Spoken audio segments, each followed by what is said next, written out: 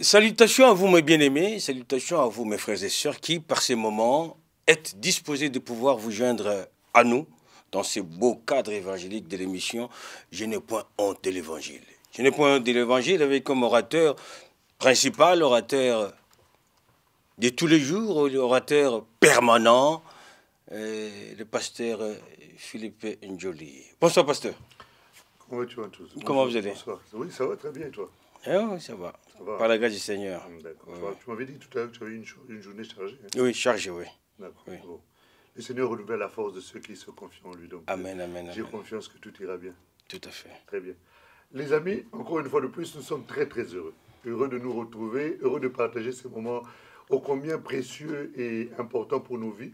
Parce que à tout moment que Dieu nous permet de nous retrouver autour de sa parole, c'est le moment le plus privilégié de nos vies. Les Écritures déclarent que l'homme ne vivra pas seulement de pain, mais de toute parole qui sort de la bouche de Dieu. C'est pour ça que nous sommes heureux encore de nous nourrir de cette parole si succulente, qui, lorsqu'elle rentre, elle peut paraître amère, mais lorsqu'elle descend dans nos entrailles, elle est aussi succulente que du miel.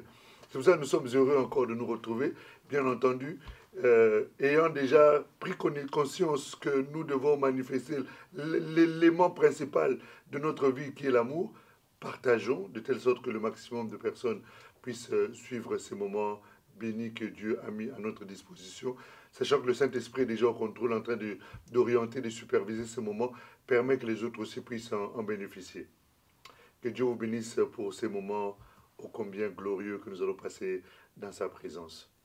Oui, je disais tout à l'heure que notre orateur habituel, notre orateur principal, le pasteur Philippe Njoli, qui aujourd'hui ne le sera pas. Le rôle n'est pas à vous aujourd'hui, pasteur, parce que vous aurez bien compris qu'ici, il est là et que sans être avec lui, et ça veut simplement dire que sa place aurait été cédée pour quelqu'un d'autre. Et quelqu'un d'autre, ça ne peut être qu'un serviteur de Dieu. Et pas le moindre, je salue avec nous, pour nous, sur ce plateau, la présence du docteur, pasteur Jacques Malouma. Bonsoir, pasteur. Bonsoir, bien-aimé. Que le Seigneur vous bénisse. Amen, amen. Comment vous allez, pasteur? Par la grâce de Dieu, nous allons très bien. Nous sommes très heureux de vous accueillir dans ce beau cadre évangélique de l'émission « Je n'ai point honte de l'évangile ». Je suis très honoré, en effet. C'est une première pour moi. Oui. Et dès que l'invitation m'a été lancée par le révérend, j'ai dit, bon, je vais disposer mon temps pour cela. Dites-nous un peu, pasteur, une émission qui s'intitulerait « Je n'ai point honte de l'évangile ». Est-ce que c'est trop dire ou bien c'est déjà dit?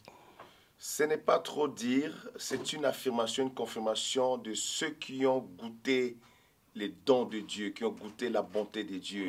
L'évangile, c'est la puissance de Dieu pour les saluts de quiconque croit. Ceux qui ont goûté la gloire de l'évangile de Christ ne peuvent pas faire autrement. Ils ne peuvent plus avoir honte de cet évangile. Ils peuvent témoigner publiquement, je suis chrétien, j'appartiens à Jésus-Christ. Ceux qui n'ont pas honte, qui ont déjà goûté, vous êtes un de ceux-là, et pas le moindre, je le disais tout à l'heure en introduction, vous êtes un pasteur, un homme de Dieu, et donc c'est lui qui paie les brebis. Oui. Donc vous avez quelque chose pour nous ce soir. J'ai un message qui est dans mon cœur, le Saint-Esprit m'a mis ça à cœur quand l'homme de Dieu m'a demandé d'intervenir dans le cadre de cette émission. Je voulais parler ce soir sur le thème de vivre pour Dieu. Tout à fait. Avant que de pouvoir nous parler, nous dire un mot sur ce thème, avec votre permission, vous permettriez-vous de pouvoir un peu saluer nos téléspectateurs? Bien-aimés dans le Seigneur, je vous salue dans le précieux nom du Seigneur Jésus-Christ. Je suis dans la joie d'être dans cette émission. Je n'ai pas honte de l'évangile, justement pour parler de Jésus-Christ, parler de la parole de Dieu. Et je crois que le temps que nous allons passer ensemble va être un temps béni pour vous, un temps de fortification, d'édification, surtout un temps qui va impacter votre vie pour que vous puissiez vivre pour Dieu pour les années et les mois à venir. Que Dieu vous bénisse. Shalom. Bien. Le sujet que vous voulez développer, c'est vivre pour Dieu. Oui. D'emblée, peut-on vivre pour soi-même? Est-ce que c'est possible de vivre sans Dieu? Ce n'est pas possible quand tu as goûté l'évangile, quand tu as donné ta vie à Jésus-Christ et tu comprends le plan de Dieu, quand tu comprends les projets que Dieu a justement établis pour la rédemption de la race humaine, ceux qui sont rachetés par le sang du Seigneur Jésus-Christ, ceux qui sont sauvés, n'ont pas d'autre choix que de vivre pour lui. C'est ce que la parole de Dieu nous dit, c'est ce que nous allons voir ce soir. D'accord. Et comment vivre pour Dieu? Comment vivre pour Dieu? Ça commence par d'abord les saluts. Tu ne peux pas vivre pour Dieu si tu n'es pas sauvé. Si tu n'as pas donné ta vie à Jésus-Christ, tu ne comprendras même pas de quoi il s'agit. Parce que Paul arrive à un point, il dit que si je vis, ce n'est plus moi qui vis, c'est Christ qui vit en moi. Alors, dès l'instant que Jésus-Christ vit dans le cœur, dans l'esprit, dans la vie d'une personne, cette personne ne vit plus pour elle-même. C'est vrai, tu vas te marier, tu vas avoir des enfants, tu vas avoir un travail, mais ta vie va être centrée sur Dieu. Tes activités vont être centrées sur Dieu. Tes décisions dans la vie vont être centrées sur Dieu. Tes activités, tout ce que tu fais parallèlement, Dieu sera au centre de tout ce que tu vas faire. Donc ta vie va être conjuguée dans la présence de Dieu. Et c'est comme ça que Paul, dans les Saintes Écritures, explique ces choses. Il interpelle les chrétiens. Malheureusement, je dois le dire, serviteur de Dieu, beaucoup de chrétiens n'ont pas cette conscience-là.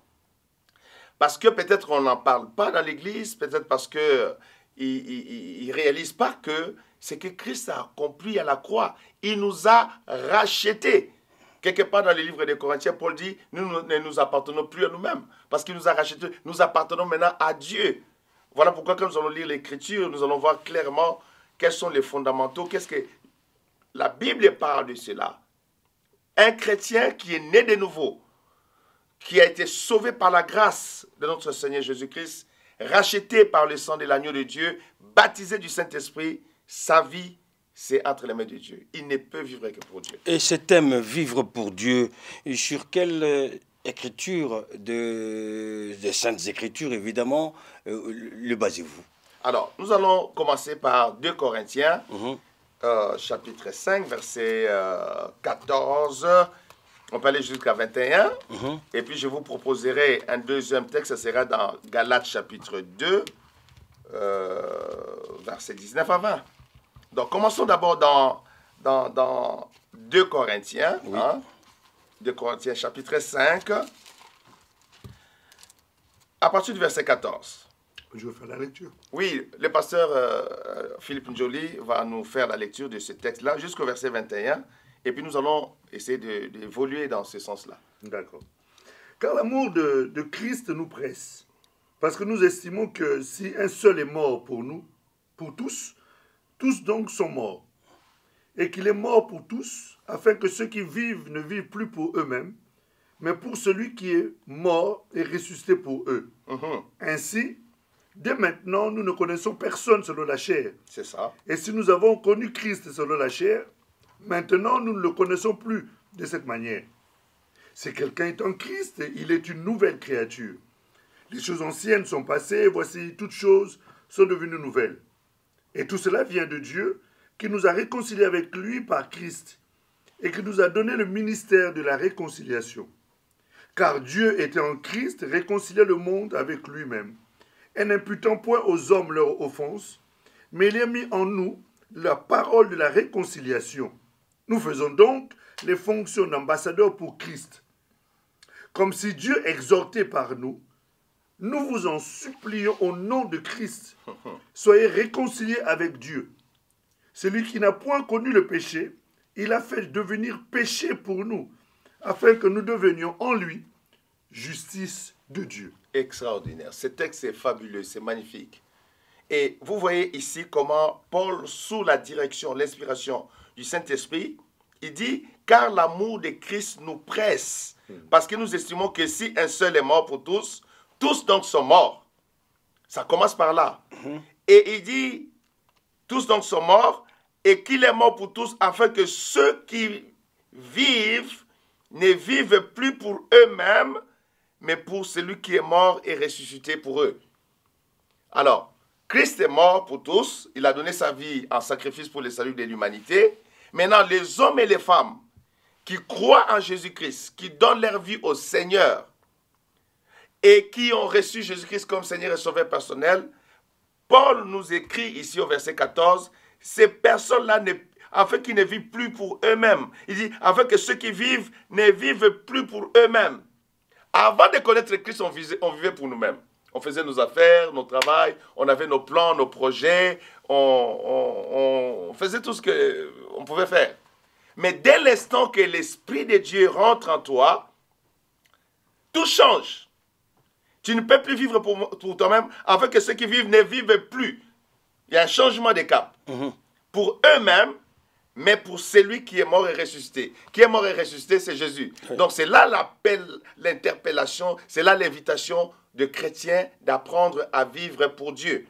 Maintenant, au verset, avant de développer jusqu'au bout, lisons rapidement aussi dans Galates chapitre 2, ça va nous éclairer davantage. Galates chapitre 2, verset 19 à 20.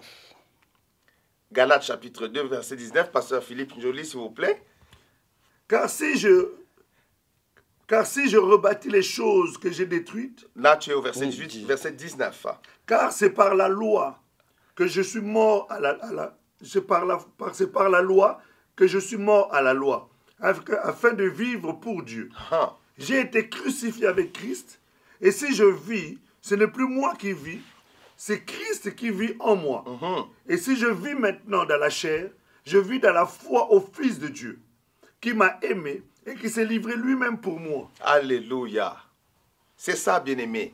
Paul dit encore dans Galates, au verset 19, « Car c'est par la loi que je suis mort à la loi.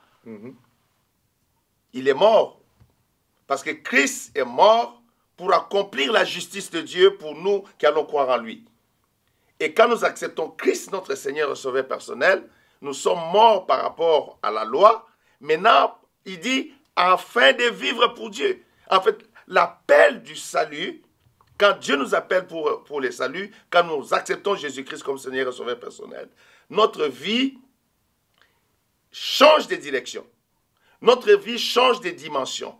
Maintenant, nous sommes appelés à vivre pour Dieu, à exister pour Dieu. Alors, si je reviens rapidement avant que vous interveniez avec la question, dans 2 Corinthiens 5 où nous étions, il dit, 2 Corinthiens 5 à partir du verset 17, il dit, si quelqu'un est en Christ, il est une nouvelle créature. Oui.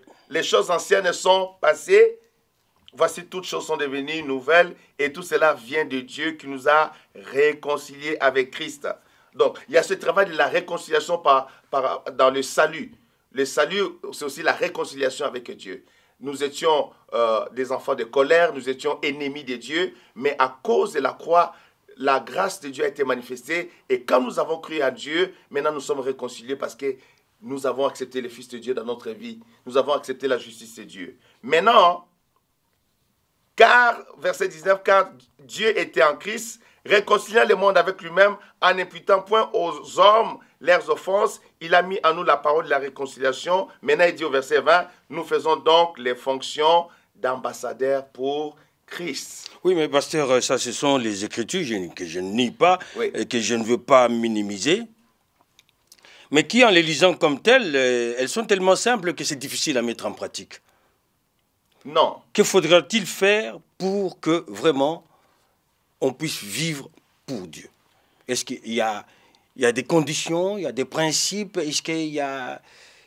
Comment organiser sa vie pour qu'elle soit digne d'être une vie pour Dieu, pour que Dieu l'agrée, comme qui dirait? Oui, c'est une très bonne question. Mais je vous dis ceci.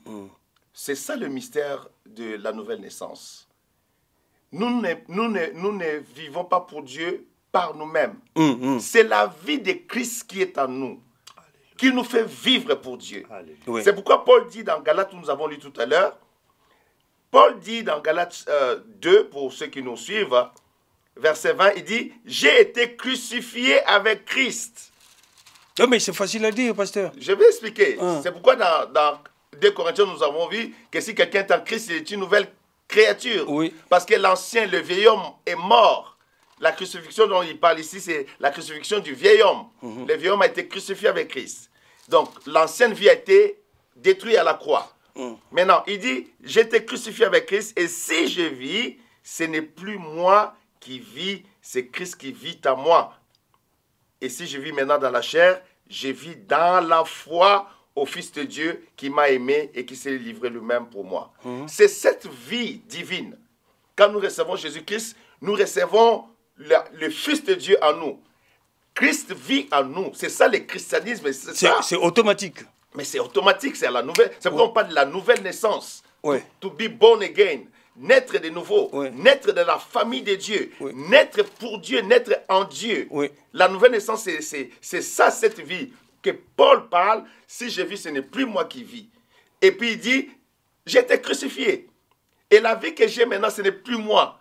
C'est la vie de Christ. Et je crois qu'un bon chrétien peut faire la différence entre ce qu'il était avant de connaître Christ et maintenant que Jésus vit dans son cœur. Ah ben, pasteur, on reçoit ça automatiquement, mais la mise en pratique, on a l'impression qu'il faudrait que l'homme s'implique. Alors, il y a l'implication de l'homme. Mais la base, c'est quoi? La nouvelle naissance. La présence de Jésus dans ton cœur. L'Esprit de Dieu en toi. Tu es né de nouveau. Cette vie qui est en toi, c'est ça qui va faire de toi que tu es chrétien. C'est ça qui va être la base qui va faire que tu vas commencer à vivre pour Dieu. Tu vas sentir que les priorités de ta vie changent. Et parce que cette croyance est devenue presque douteuse au milieu du peuple de Dieu. Recevoir Jésus-Christ, comment les ressentir? C'est seulement accepter ou il y a quoi? Je ne sais pas. Qu'est-ce que l'homme lambda qui se donne à Dieu peut ressentir à Jésus-Christ, peut ressentir qu'il a Jésus-Christ en lui pour qu'il puisse disposer sa vie pour Dieu? Le ressentir, c'est quelque chose, un mot dangereux. Parce que l'évangile, nous la recevons par la foi. C'est l'esprit de foi que Dieu nous donne. D'accord. Et quand nous avons la foi en Dieu, cette foi, tu ne peux rien sentir. Mais la foi en toi. C'est pourquoi Paul dit, je vis maintenant dans la foi au Fils de Dieu. Il est convaincu. Mais il le vit. Oui, mais ce qu'on vit, on le ressent. La nouvelle naissance, on sent les changements dans notre cœur. Il y a la présence de la paix de Dieu dans notre âme. Tu sens que tu n'avais jamais eu cette paix-là. Mais le jour que tu as donné ta vie à Jésus-Christ, que tu l'as reçu dans ton cœur, comme Seigneur et Sauveur personnel, tu ressens une paix t'envahir. Tu sens que l'amour pour Dieu dans ton cœur émerge. Quelque chose que tu n'avais pas avant. Tu commences à aimer Dieu de manière surnaturelle. Le mot surnaturel, peut-être c'est un mot un peu peut-être complexe pour d'autres personnes, mais de manière inhabituelle. Tu commences à aimer Dieu. Tu commences à t'intéresser à lire la Bible, à comprendre les Écritures, à prier. Tu sens qu'il y a une force nouvelle en toi, si je peux appeler ça une force. C'est-à-dire qu'il y a une vie nouvelle qui est en toi, qui commence à te faire comprendre que Dieu est dans ta vie. Il y a des choses spirituel, mon frère, que le langage humain ne peut pas exprimer totalement. Tu peux le dire dans les termes de ta compréhension, de ton intelligence, mais la réalité, tu la vis à l'intérieur. Tu sens l'amour de Dieu augmenter dans ta vie, tu ressens la paix, tu as la joie dans ton esprit, tu sens l'envie de prier, de commencer à adorer Dieu, de commencer à prier Dieu, quelque chose que tu n'avais pas avant. C'est que cette vie que tu as reçue en Jésus-Christ, quand tu as reçu Jésus, tu reçois sa vie en toi. Cette vie commence maintenant à travailler à l'intérieur de toi et ça s'obtient par la foi. Ce n'est pas forcément le ressenti. D'autres personnes ont été aux réunions, on a dit, venez, vous allez recevoir Jésus-Christ comme Seigneur et Sauveur personnel. Ils n'ont rien ressenti sur le coup. Mais parce qu'ils ont fait ça par la foi, après ça a explosé dans leur vie. Ce qui est important, c'est la foi. La foi, c'est le point de contact avec la grâce de Dieu. La Bible dit, comme vous le savez dans le livre d'Éphésiens, c'est par la grâce que nous sommes sauvés au moyen de la foi. Donc c'est la foi qui est l'élément clé dans ces cas ici. Pasteur, parce que le thème étant vivre pour Dieu, est-ce que le vivre pour Dieu ne se limite qu'à ce contact avec Dieu, comme vous le décrivez? Mais non, j'avais le souci, comme nous sommes au début de l'émission, d'établir cette base, Oui, hein, d'accord. pour ceux qui nous suivent. D'accord. Peut-être qu'il y a des gens qui sont nouveaux dans la foi chrétienne. Il y a de tout sur Il y a nos... de tout sur oui, le plateau, il y a des Dans ces serviteurs. cadres, il y a du tout. Il y a des du tout. serviteurs, il y a des bishops, il y a Tout des à fait. archevêques, il y a Tout à fait. des Il y a des patriarches, non-croyants. il y a des non-croyants ils également. sont là, Voilà. ils nous suivent. Donc il faut qu'ils nous suivent, que c'est par la foi que nous recevons la grâce du salut. Mhm. Et quand nous la recevons par la foi, Christ vit en nous. Et c'est simple.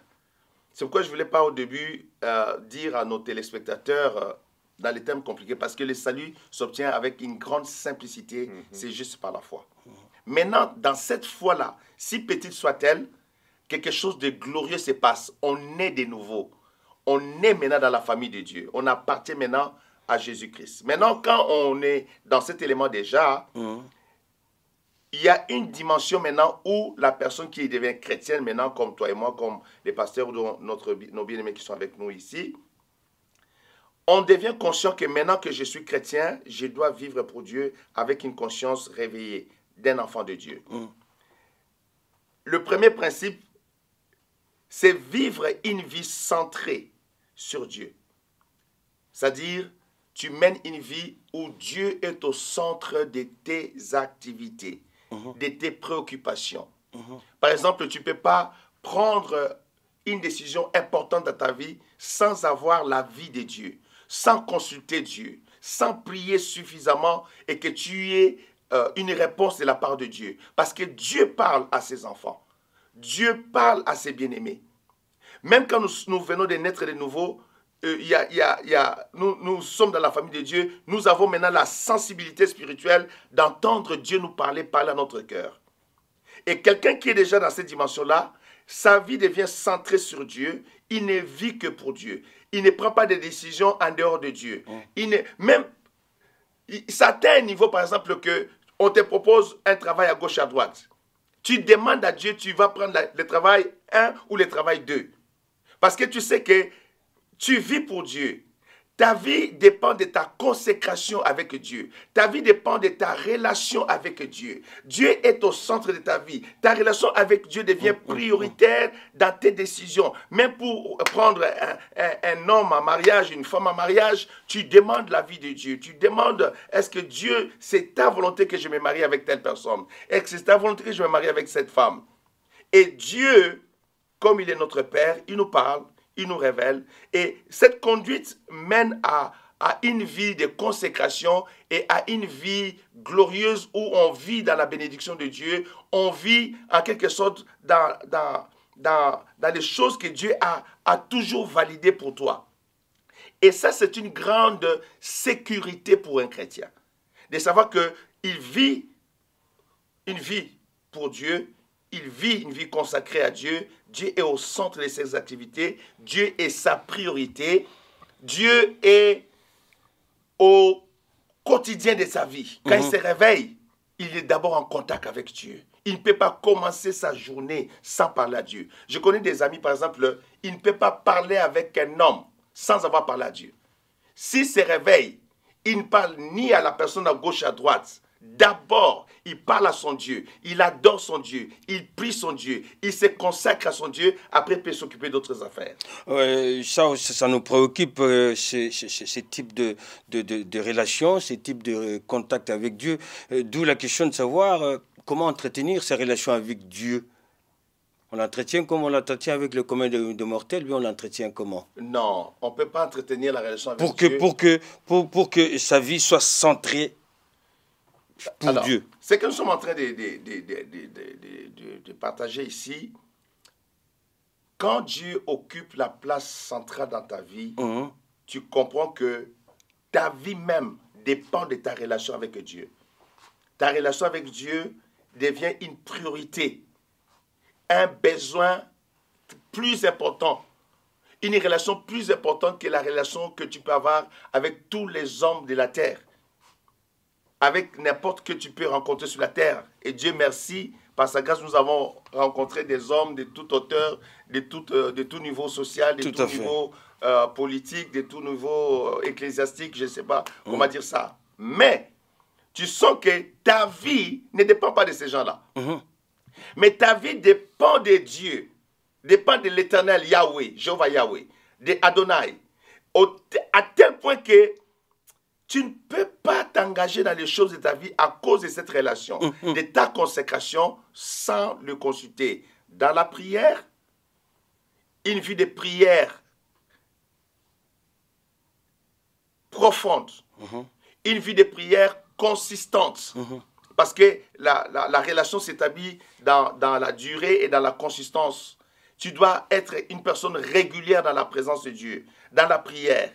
Tu dois observer, tu dois chérir être dans la présence de Dieu. Tu dois chercher à devenir, si je peux exprimer les termes, ami de Dieu. Rentrer dans l'intimité de Dieu tous les jours, le matin, le midi, le soir, autant que tu le peux.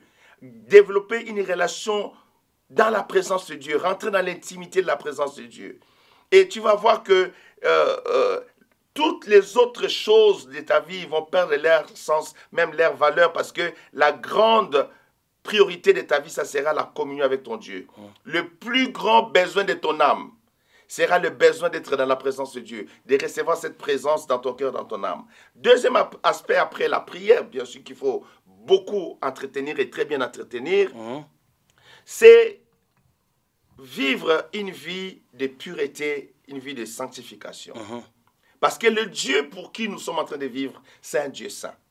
C'est un Dieu qui, la Bible dit que la base de son trône est la sainteté. C'est un Dieu qui, la Bible dit, il habite une lumière inaccessible. Ce Dieu-là est lumière. Il est saint, saint, saint. Il est saint, saint, saint. Les anges qui sont autour du trône de la gloire de Dieu, quand vous lisez dans la Bible, ils proclament sa sainteté. Donc, gardez ces deux dimensions. D'accord. Premièrement, développer une relation de prière profonde avec ce Dieu. Ce qui va développer ton écoute de la voix de Dieu, qui va développer tes sensibilités par rapport à Dieu, qui va développer surtout pour nous notre consécration à l'Éternel. Deuxièmement, veiller maintenant quand tu sors de cette présence, de marcher dans la sanctification dehors, de craindre Dieu. Tout à fait. Je me retourne vers vous, Pasteur Philippe. Un sujet important? Un sujet... Vivre pour Dieu. Un sujet passionnant. Vivre pour Dieu, c'est même ça, c'est le thème de la vie chrétienne. Lorsque quelqu'un en prend conscience, comprend qui il est, normalement, désormais, cette personne ne peut que vivre pour le Seigneur. Parce que, en fait, c'est ce pourquoi nous avons été créés. Nous avons été créés en réalité pour vivre pour lui. À la base, dans la pensée première de Dieu, lorsqu'il a créé Adam et Ève, c'était pour qu'ils vivent pour lui. Il s'avère qu'effectivement, ils ont été séduits, ils sont tombés dans le péché, raison pour laquelle, quelque part, l'homme a perdu cette communion-là avec Dieu. Mais au fond de l'homme, lorsque tu lis le livre d'Ecclésiaste au chapitre 3, les Écritures déclarent que le désir profond de l'homme, c'est la présence de Dieu. D'où vivre pour Dieu, c'est centrer sa vie sur Dieu. C'est centrer sa vie sur Dieu, c'est de n'exister que pour lui. Et c'est ça, en fait, vivre pour Dieu. Esprit, âme et corps, que ces trois éléments-là qui constituent l'être puissent être centrés et consacrés à satisfaire les désirs de Dieu. Tout à fait. Pasteur Jacques, donc oui, donc vivre pour Dieu, c'est centrer sa vie sur Dieu. C'est vivre une vie centrée sur Dieu. Est-ce qu'il y a d'autres conditions à part ça? C'est-à-dire que quand ta vie est centrée sur Dieu, tu ne prends pas les motifs des choses que tu fais dans la vie, tu ne le fais pas comme les autres. Parce que toi, ta vie est centrée sur Dieu. D'où il y a des principes. Il y a des principes. Le principe de mettre Dieu en priorité dans sa vie. D'accord. Vivre une vie centrée sur Dieu, Dieu doit occuper la première place dans ta vie. Souvent, nous parlons de ça dans les églises, dans nos enseignements. Dieu doit occuper la première place dans ta vie. Mais c'est en fait dans le secret de vivre pour Dieu, Dieu occupe la première place. Tu ne prends pas, par exemple, les décisions comme le monde. Tu ne fais pas les choses pour les mêmes motifs que les gens qui ne sont pas chrétiens les font. Parce que toi, tout est basé sur Dieu. Dieu est au centre. Tu ne peux pas aller à des endroits parce que tout le monde va là-bas. Je me rappelle quand j'étais jeune, j'avais 20 ans, on jouait beaucoup au football avec mes camarades. Et moi, j'ai donné ma vie à Jésus-Christ. J'étais un nouveau chrétien. Je ne connaissais pas les choses que je connais aujourd'hui. Pour un peu vous titiller, pasteur, 20 ans au foot. Vous étiez déjà professionnel ou bien toujours non, non. C'est le football du quartier, oui, comme du quartier, on dit. Oui, mais bon, on s'amusait, mais on jouait beaucoup. On jouait beaucoup quand même, pas professionnel, pas à ce niveau-là, non. Ouais. On jouait juste pour notre... Donc vous ne ferez pas le pasteur qui n'a jamais rien fait dans la vie. Lui, il est... Non, pas du tout. Il a été exempt en tout. Vous savez ce que vous dites là. Là où on apprécie la grâce du salut, c'est de savoir d'où Dieu nous a pris. Amen. C'est extraordinaire. Amen. Hein? Très bien. Quand tu sens, tu sais que non, j'étais vraiment perdu, j'étais dans cette mauvaise voie-là. Et si la miséricorde de Dieu n'était pas manifestée à notre égard à ce moment-là, ça allait être catastrophique. Alors, l'exemple? Alors, j'ai joué au football. Dans notre équipe, il y a des frères chrétiens qui sont avec moi, qui sont dans la même église que moi, par exemple. Mais Dieu s'est manifesté à moi et dit, toi, tu arrêtes de jouer au football. Je dis, waouh, moi j'arrête. Il dit, oui, toi tu arrêtes, tu ne joues plus. Je dis, et puis Christian, et puis Olivier, et puis et l'autre. Je dis, non, toi. Je ne comprenais pas. Il y avait une raison? Non. Mais je vais comprendre ça plus tard. Ah, d'accord. Maintenant, j'ai commencé à comprendre à partir de ce temps-là que Dieu voulait que je commence à vivre pour lui et moi je ne comprenais pas. Parce qu'il y avait l'appel dans ma vie. Les autres n'avaient pas cet appel comme moi. Et Dieu m'a interdit ça. Et j'étais quelqu'un qui aimait beaucoup le cinéma. Je pouvais me retrouver, mes camarades ne veulent pas aller au cinéma. Je vais aller moi-même au cinéma tout seul. Ah ouais. Je vais m'asseoir dans la salle de cinéma. Je me plais à regarder les films et puis je rentre. J'aimais les cinémas. J'avais ce côté... cinéphile. Voilà les mots que le pasteur a sortis. Donc c'est extraordinaire. Oui. Mais le Seigneur commence à me dire non, tu ne peux plus vivre pour ces choses-là. Donc il a changé ma manière d'être. Il voulait que je change ma vie, qu'il devienne au centre de ma vie. Alors, quelque chose de surnaturel. J'ai obéi à Dieu. J'ai dit, ok, je vais arrêter ce que Dieu me demande d'arrêter. J'ai arrêté. Je n'allais plus au cinéma, je n'allais plus jouer au football. Mes camarades venaient, ils m'embêtaient beaucoup. Je dis, non, moi, Dieu ne veut pas de ça pour moi. Je vais me mettre à prier. Je vais me concentrer à prier. C'est alors que plus tard, je vais comprendre quand Dieu va commencer à me visiter de manière glorieuse. Je vais commencer à vivre des moments surnaturels dans la présence de Dieu. C'est à ce moment-là que, par la grâce de Dieu, je l'ai dit à la gloire du Seigneur, que pour la première fois, les anges de Dieu vont me visiter dans ma chambre. Et commencer à me parler des choses du royaume de Dieu, des choses qui concernent le futur de l'Église. J'étais jeune. Et puis, plus tard, Dieu me dit... toi, tu ne touches pas aux filles. Le jour où tu toucheras une fille, tu mourras. Clairement comme ça là. J'ai dit, wow, je suis allé vers les frères qui m'encadraient, dit, écoute ce que Dieu m'a dit. Ils m'ont dit exactement, si tu touches, tu vas mourir. Ah ouais. Donc, je ne comprenais pas toutes ces choses. Mais c'était en fait, Dieu m'appelait à quelque chose de plus grand. Mais maintenant, avec le recul, je sais que Dieu voulait que je commence à vivre pour lui. À mettre tout ce qui était comme plaisir pour moi, qui était... Il n'y avait rien de mauvais peut-être à jouer au football parce que ça garde mon corps physiquement en bonne forme, tout ça. Mais Dieu voulait que mon âme et mon esprit se concentrent sur lui, que je commence à vivre pour lui. Donc quand j'enseigne ces choses aujourd'hui, je l'enseigne aussi sur base de l'expérience que j'ai vécue. Et c'est alors que, par la grâce de Dieu, je commençais à vivre des choses surnaturelles avec Dieu et surtout, l'Esprit de Dieu m'a visité puissamment. J'étais très très jeune.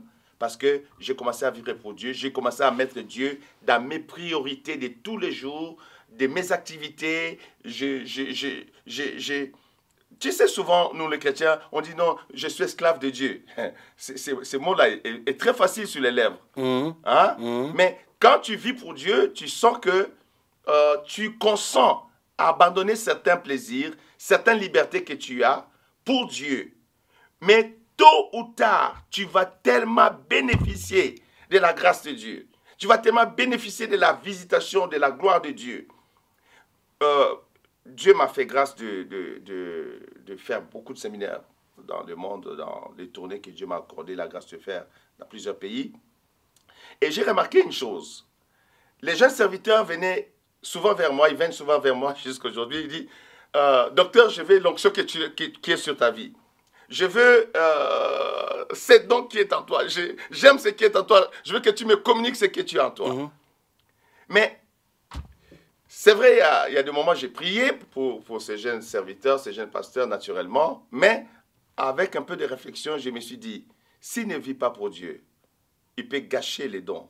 Il peut gâcher la grâce. Il ne peut pas comprendre les profondeurs de la bonté de Dieu, que quand Dieu est au centre de notre vie, c'est là qu'il y a cette grâce-là. Tu n'as même pas besoin peut-être qu'un homme de Dieu prie pour toi. Quand Dieu est au centre de ta vie, le ciel est ouvert. La bonté de Dieu coule sur toi. La présence du Saint-Esprit coule sur toi. Les témoignages que j'ai donnés ici, quand j'étais jeune, même mon pasteur, qui était à l'époque un grand pasteur dans la ville, je ne vais pas nommer ici, n'avait jamais prié pour moi à l'époque. Mais je commençais à vivre des grandes choses avec Dieu. Parce que simplement, j'avais accepté ce que Paul dit, afin que ceux qui vivent ne vivent plus pour eux, mais qui vivent pour celui qui est mort et ressuscité pour eux. Parce que quand vous dites que votre ancien pasteur n'avait pas prié pour vous, vous ne le regrettez pas. Parce que Christ avait dit, au dernier temps, son esprit se répandra. Non, c'est pas dans cette optique-là. Nous avons besoin de la prière de nos pasteurs. D'accord. Nous avons besoin de la prière de nos leaders spirituels. Nous avons, parce qu'il y a des dimensions de grâce qui se communiquent d'un père à un fils, qui se communiquent d'un pasteur à une brebis. Il y a des dimensions de choses que Dieu fait qui nécessitent l'intervention des fois des pères spirituels. Donc, mais je parle de choses que quand Dieu a commencé à travailler ma vie, et Dieu est arrivé au centre de ma vie, j'ai commencé à vivre des grandes choses avec le Seigneur par sa grâce. C'est ça les témoignages. C'est-à-dire que plus tard, bien sûr, ce pasteur, mon bien-aimé pasteur, que j'aime beaucoup, avait prié pour moi à plusieurs égards d'ailleurs. Mais au début, quand j'étais dans cette base où Dieu voulait établir ces bases dans ma vie et m'amener à vivre une communion, une relation avec lui, magnifique. Donc, parce qu'on a compris que vivre pour Dieu, il y a, vous avez dit, la première des conditions, c'est vivre sa vie centrée sur Dieu. Ouais. Et deuxièmement, c'est vivre par les principes de Dieu qui sont inscrits dans la parole de Dieu, c'est ça? C'est ça. Oui. Donc, le deuxième principe, c'est très important. Oui. C'est même une base très, très importante. Le premier principe, c'est un principe d'être conscient que maintenant que je suis né de nouveau, je suis une nouvelle créature, je ne peux plus vivre une vie, comme j'ai donné mon témoignage, d'aller dans les salles de cinéma et puis des fois on regardait n'importe quoi, ou bien d'aller jouer au football, et puis je me rappelle à ce temps-là. Non, mais parce que je voudrais que nous puissions, permettez-moi de vous arrêter là pour nos frères et sœurs, parce que si vous vous attelez sur votre exemple, c'est comme si tout chrétien ne pourra plus jouer au foot. Non, justement, je n'ai pas donné les témoignages tout à l'heure qu'il y a d'autres chrétiens qui jouaient, mais moi, je m'avais exclu. Voilà, là, c'est le cas d'une exclusion personnelle. Oui.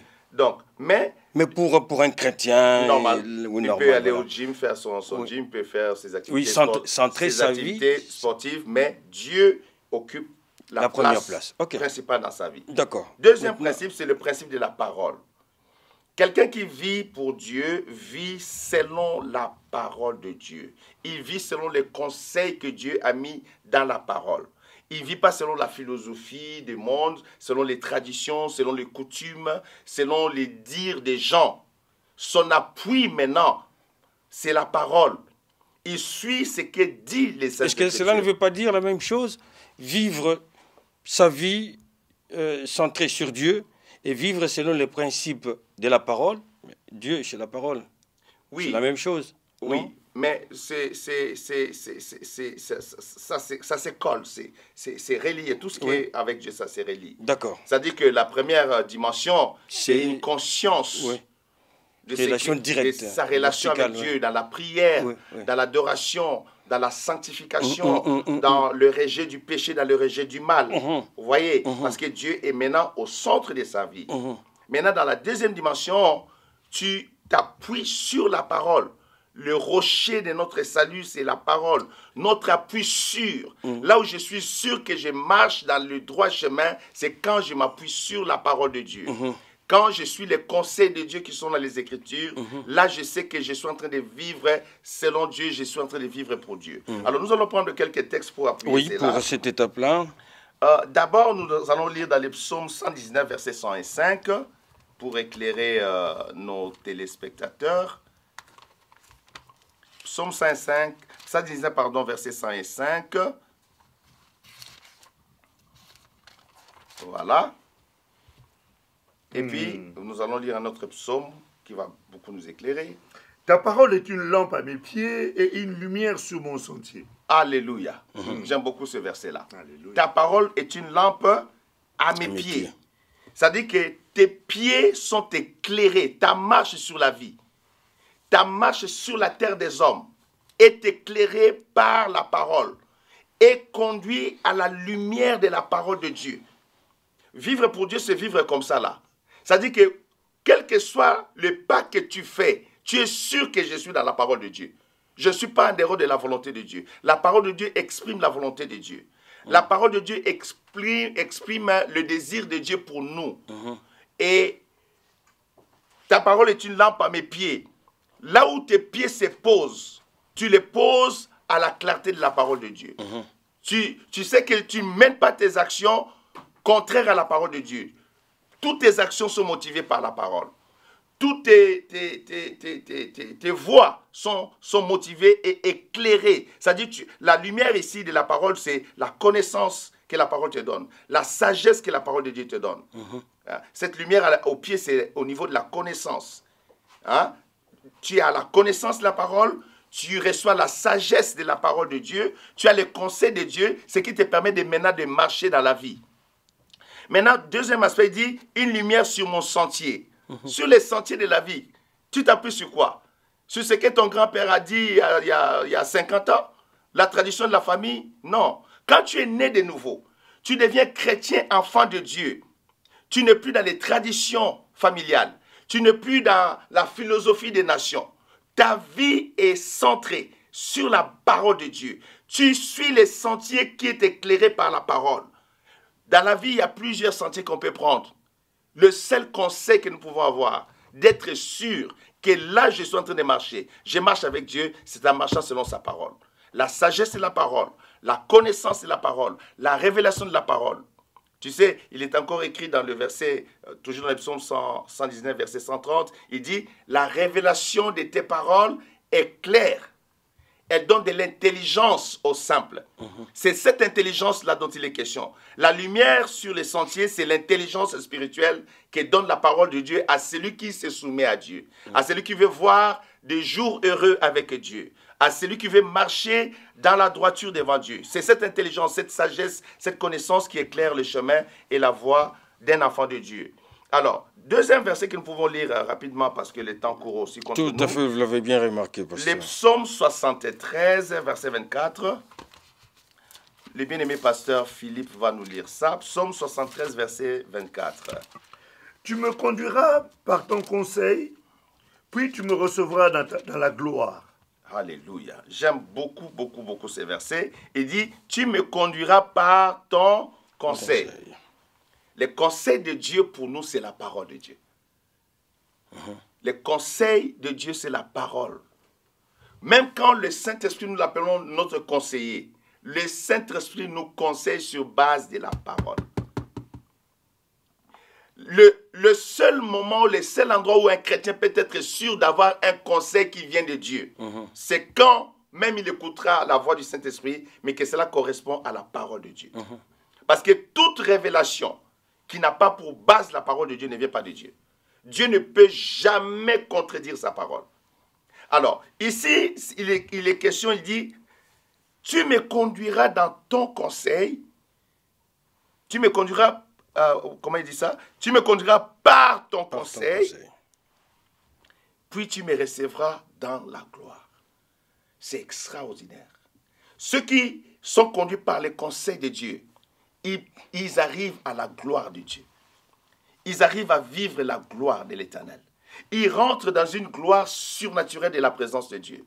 Ils vivent la gloire de Dieu dans les quotidiens. Les gens peuvent demander, mais comment tu as fait? Comment tu es arrivé à ça? Nous, on ne sait même pas. Mais non, la personne qui est là a suivi les conseils de Dieu. Et quand il a suivi les conseils de Dieu, c'est-à-dire il s'est appuyé sur la parole de Dieu, il a été reçu dans la gloire de Dieu. Voilà les secrets de vivre pour Dieu. C'est de vivre sa vie, c'est de fonder sa vie dans la parole du Seigneur. Un autre verset rapidement, c'est le psaume 32, verset 8. Psaume 32, parce qu'il y en a beaucoup, je suis en train de sauter parce que le temps ne nous permet pas d'aller dans tous les sens. Je t'instruirai et te montrerai la voie que tu dois suivre. Je te conseillerai, j'aurai le regard sur toi. Alléluia. Ce verset est très riche et très important. Vivre pour Dieu, c'est vivre dans les conseils de Dieu, suivre les instructions de Dieu. Et tous les conseils, les instructions de Dieu, c'est 66 livres réunis dans ce que nous appelons la Bible. 66 livres révélés par Dieu. Il y a des conseils de Dieu dans la parole. Il y a les instructions de Dieu dans la parole. Le verset 8 ici du psaume 32 dit « Je t'instruirai et te montrerai la voie que tu dois suivre. Je te conseillerai, j'aurai les regards sur toi. » C'est la faveur de Dieu. Quelqu'un qui a Jésus-Christ, sa vie doit être basée sur cette parole pour la gloire de Dieu. Voilà ce que je peux dire en bref ici. D'accord, et comme vous l'avez vous-même remarqué, les temps courent trop vite et puis l'émission risque de vite toucher à sa fin. Est-ce qu'il y a d'autres principes que vous pouvez au moins nous énumérer et nous résumer en deux, trois temps? Oui.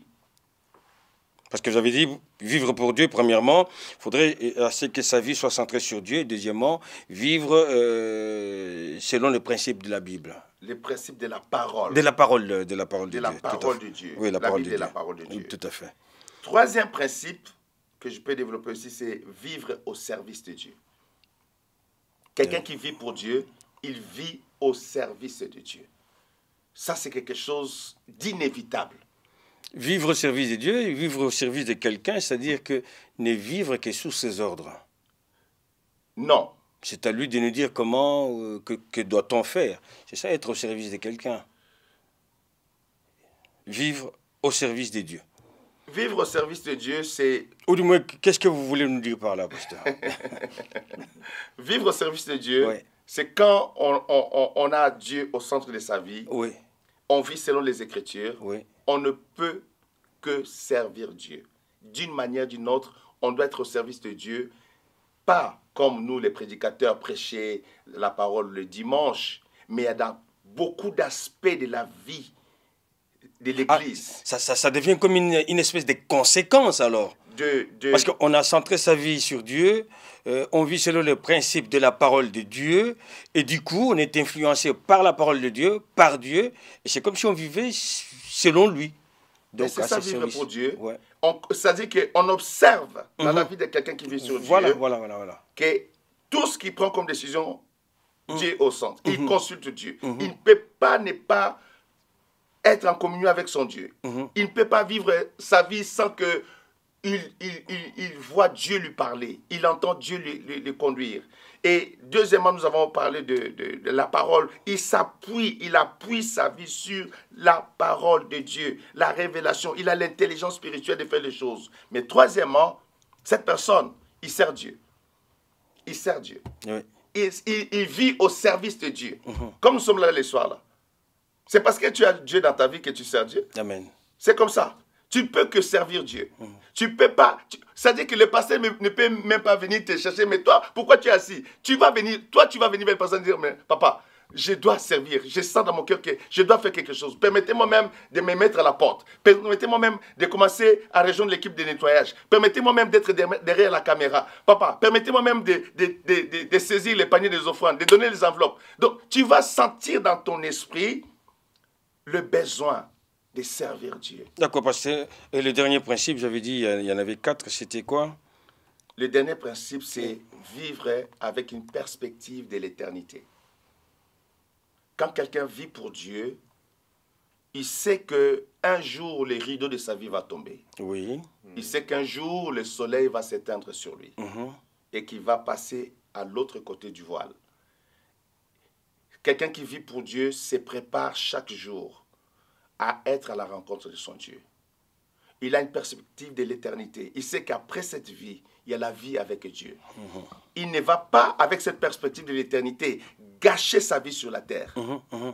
Il ne veut pas vivre sur la terre Et puis quand le jour de l'éternité arrive, qu'il puisse avoir ce qu'on appelle le regret éternel. Si il regarde derrière lui, dit, ah, si je savais, j'allais vivre toute ma vie pour Dieu, je ne serais pas à cet endroit. Ça évite aux gens d'avoir les regrets éternels. Ça prépare les gens avec la perspective de l'éternité. Chaque jour, la personne se prépare que si Jésus revient aujourd'hui, je vais monter dans la gloire. Pasteur Philippe, ça évite les gens de regretter d'avoir vécu autrement que de vivre pour Dieu. Vraiment? Ben oui, lorsqu'on lit dans les livres de Luc au chapitre 16, on voit l'exemple du jeune homme riche et du pauvre Lazare. Le regret éternel, c'est qu'il a dit à Abraham, si tu peux dire à Lazare d'aller dire à mes frères qu'il change de vie pour qu'il ne se retrouve pas à l'endroit où moi je suis. Voilà. Il était en train de regretter la vie qu'il a menée. Oui. Donc pour éviter ses frères, et Lazare leur répondra, il leur dit, ils ont Moïse, ils n'ont qu'à l'écouter. Quand bien même un mort ressusciterait, ils ne changeront pas d'avis. Ils écoutent quoi? La parole de Moïse. C'est pour ça qu'on nous rappelle ici que, effectivement, en fait, celui qui a... Il est écrit dans les Écritures que le désir de l'homme est... Il y a au fond de l'homme le désir de l'éternité. Et ce désir de l'éternité-là, on en prend d'autant plus conscience lorsqu'on rencontre le Seigneur. Voilà. Parce qu'on est sorti de quelque part, et il est important que nous rentrions quelque part. Et quand quelqu'un a, comme à la juste bien éclairé le révérend docteur Jacques Malouma, c'est que quand quelqu'un est né de nouveau, cette personne a pris conscience de Dieu. Parce que c'est important, la prise de conscience de Dieu. Et c'est différent d'une personne qui marche dans la parole de Dieu. Quelqu'un peut commencer à obéir à la Bible, mais sans prendre conscience de l'existence de Dieu. Bref. Ça, voilà, c'est un autre sujet que vous voulez... C'est un autre sujet qui est très... Il a survolé, mais je suis sûr que parce que le temps ne lui permet pas. Mais il n'a pas survolé ces sujets-là. Non, il a survolé, je le connais. Je connais. Moi aussi, je vous connais, c'est pour nous demander ce que nous revenions encore avec un autre sujet. Ok, donc, docteur Jacques, dites-nous, comment pouvez-vous conclure ces messages-là en 2-3 temps, en regardant un frère et une sœur dans les yeux et lui dire, ma sœur, mon frère, voilà comment tu peux vivre pour Dieu. Oui, bien aimé vous qui me suivez, je pense que vous avez suivi notre partage de ce soir attentivement. La volonté de Dieu, comme nous l'avons lu dans la parole, c'est que chacun de nous commence à vivre pour Dieu. C'est-à-dire simplement que Dieu soit au centre de ta vie. Deuxièmement, que tu marches selon la parole de Dieu. Mets la parole de Dieu dans ta vie comme une référence pour toi, comme le principe sur lequel tu marches. Troisièmement, vis au service de Dieu. Fais quelque chose pour Dieu. L'investissement de ta vie, tu ne le regretteras pas. Beaucoup ont investi dans beaucoup de choses de la terre, mais n'ont jamais investi ni leur temps, ni leur argent, ni leur talent à Dieu. Et à la fin, ils ont regretté. Parce que quand tout sera brûlé, quel investissement que tu as fait pour Dieu qui restera? Troisièmement, vis avec une perspective de l'éternité. Jésus-Christ revient bientôt. Le monde tend vers sa fin. Prépare-toi à la rencontre de ton Dieu.